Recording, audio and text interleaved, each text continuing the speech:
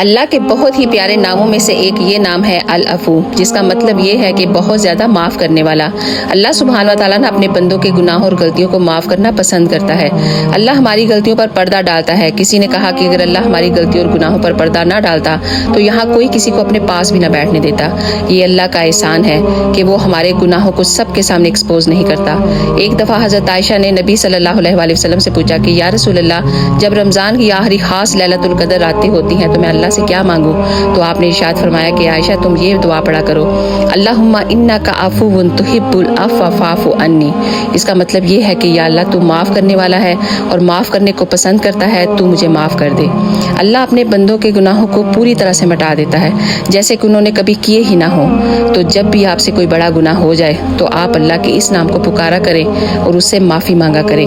انشاءاللہ اللہ سبحانہ و تعالیٰ آپ کے سارے گناہوں کو معاف کر دے گا۔ اگر ہو سکے تو اس ویڈیو کو ایک دفعہ